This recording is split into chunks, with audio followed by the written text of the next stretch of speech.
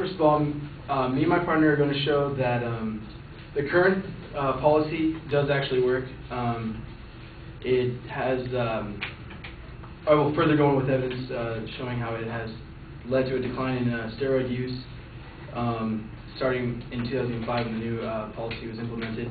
I'll be showing that high schoolers, the trend of using steroids is very low, the percentage of actually that are using them. And I will show that there is a drive to have the testing implemented and that the policy is going to be followed. First of all, the current policy, I'll be explaining the previous policy actually. The previous policy in 2005 was, the first offense was 30 games, the second was 60 games. The third offense was, and the second offense was 60 games, and the lifetime ban wasn't until the fifth offense. Now, in 2005, according to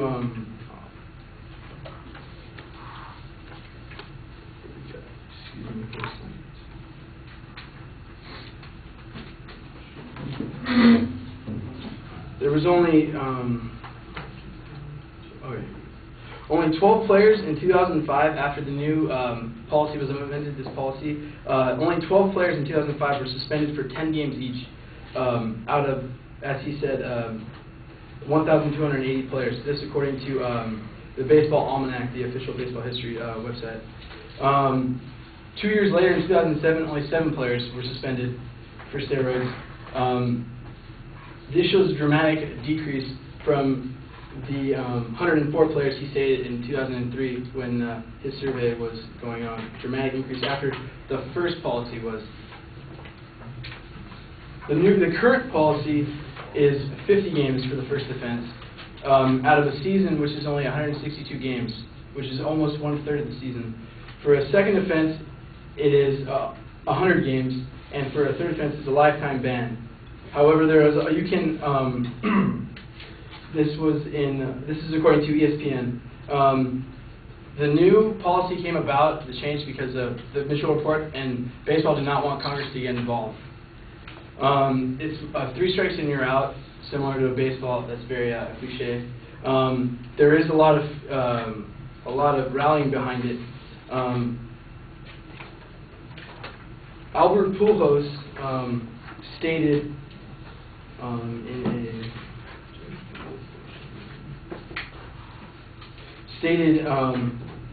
in an article in ESPN that if you get caught the third time, you definitely need to be thrown out of baseball. If you get caught a third time, it means you are not learning your lessons. This shows that there is support behind it, that the players are trying to change their ways. There is respect for the policy. There is a fear behind the policy that people are trying to change, and it is not as widespread of a problem where we need a one-year ban after the first offense. As far as the influence on children being a major point, in 2005, the CDC and Prevent Youth Risk Behavior Surveillance stated that from the grades 9th to 12th, 6.1% of athletes had taken anabolic steroids. According to the USA article, the fight against steroids,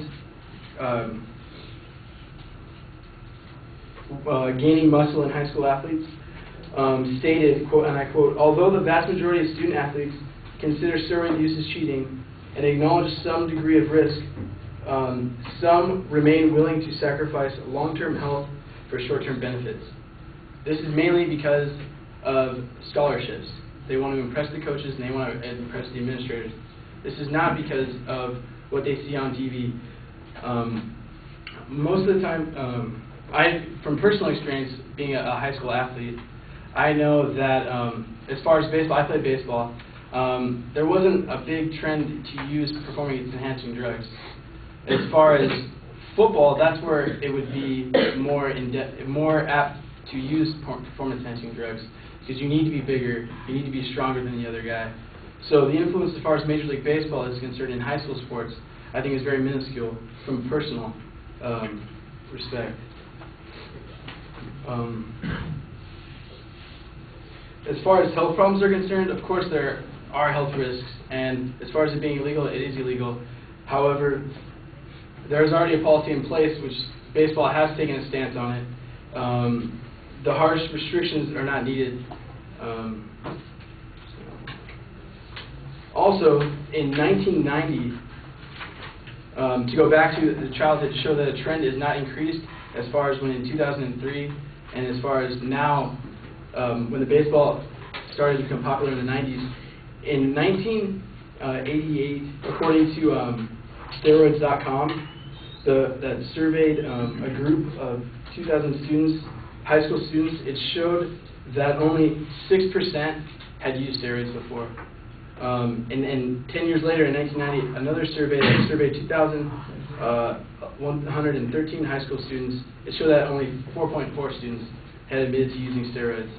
This trend over 10 years, and also the fact that they gave in 2005, that's at 6.1%, it shows that there hasn't been a large trend increasing in the high school students.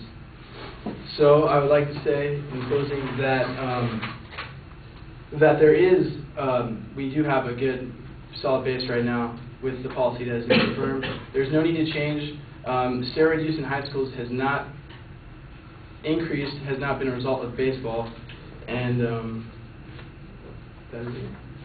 Thank you.